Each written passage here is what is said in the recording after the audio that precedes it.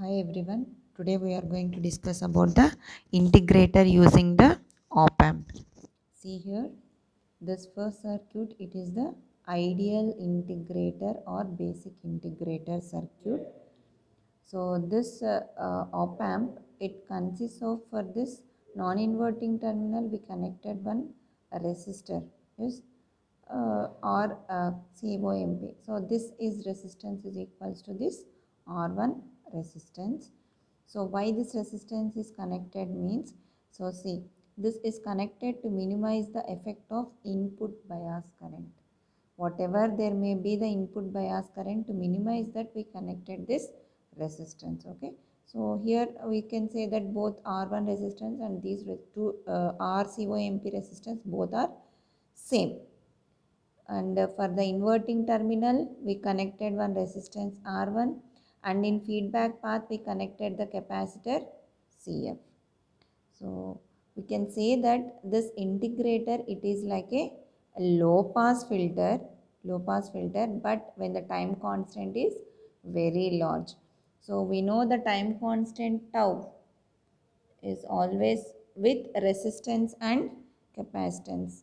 RC product is the time constant. But to make integrator as a low pass filter, we should have large time constant. So large time constant means we have to increase the resistance or capacitance values. But practically it is not possible. So there are practical limitations to increase the values of resistor or capacitor.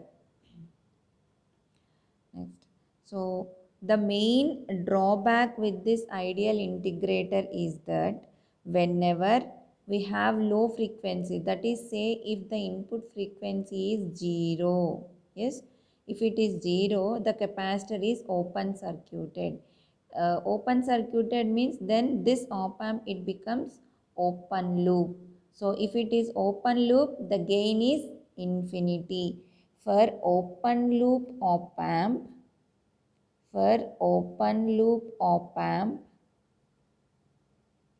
gain is infinity.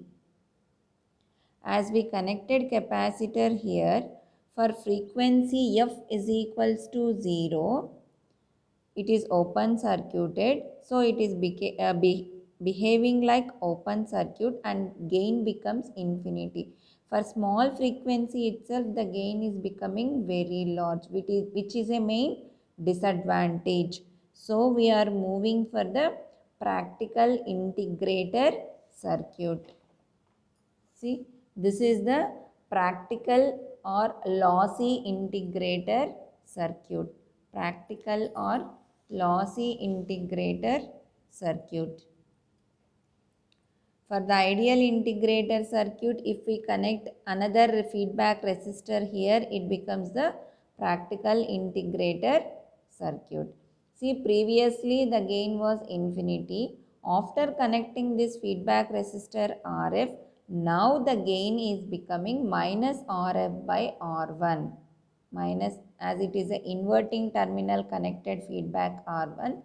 So we are going to get gain as minus RF by R1, and it provides the DC stabilization.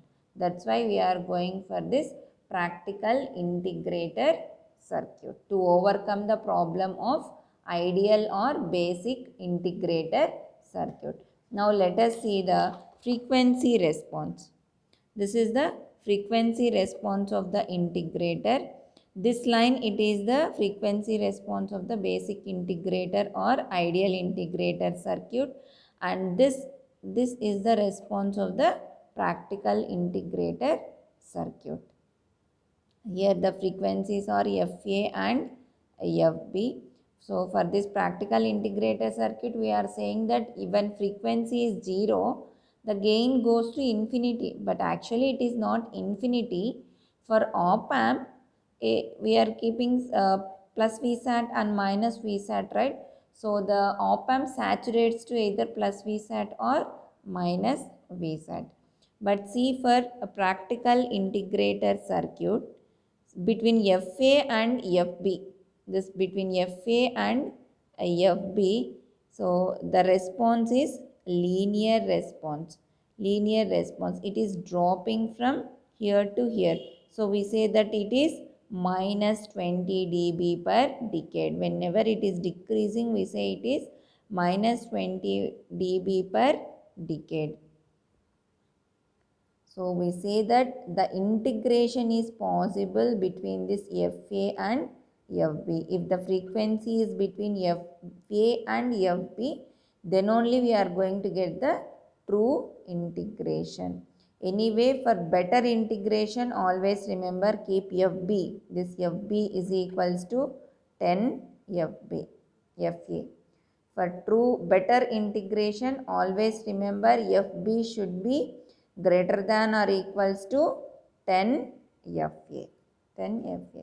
Now we shall see the mathematical part for this, and see this FA. See this dotted line from FA, and here this dotted line is there. So we can say that this FA is the frequency at which gain is reduced by 3 dB from its maximum value. Actually, practical integrator gain is RF by R1 minus RF by R1. But FA where we are taking at the 3 dB frequency. So maximum value is RF by R1 and FA is taken at the 3 dB, is reduced by 3 dB from its maximum value. And see for this practical integrator, yes, as you go on increasing the frequency, the gain is go on decreasing. Okay.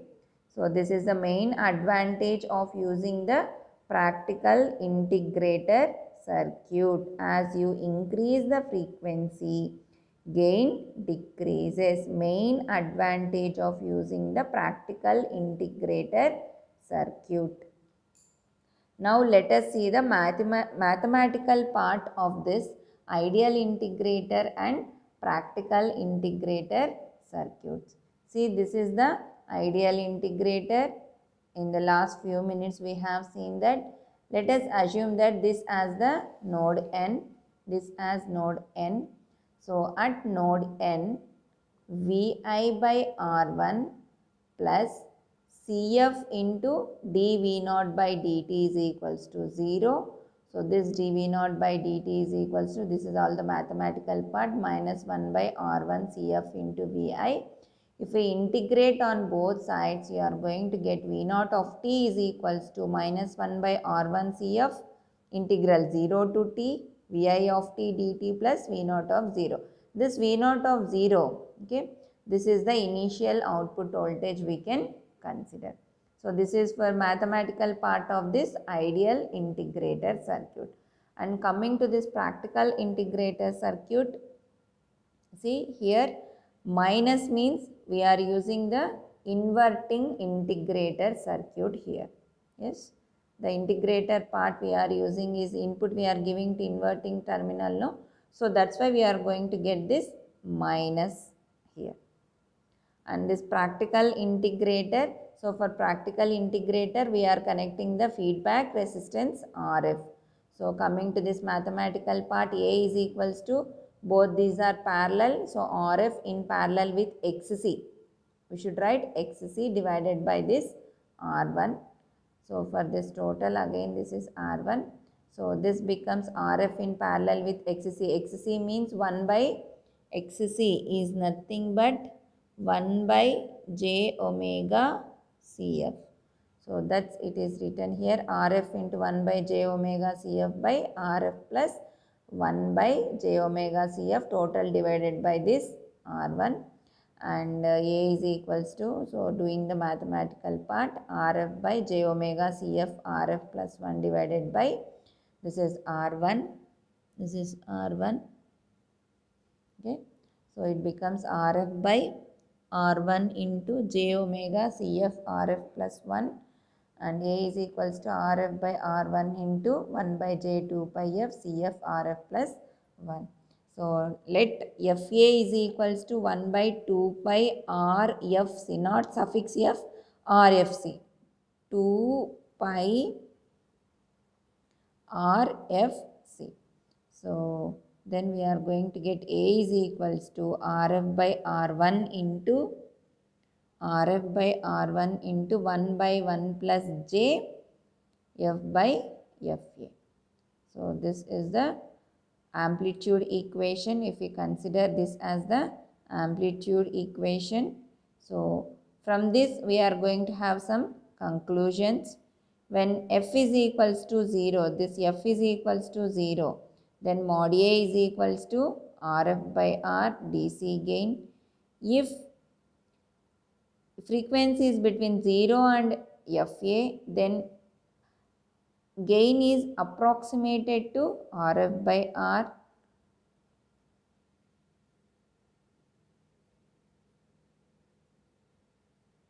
Gain is approximated to Rf by R1, and when F is greater than Fa, then gain mod A is less than this Rf by R1, and when F is equals to Fa, then gain is approximated to Rf by R1 into 1 by root 2. 1 by root 2 is nothing but 0.707 Rf by R1.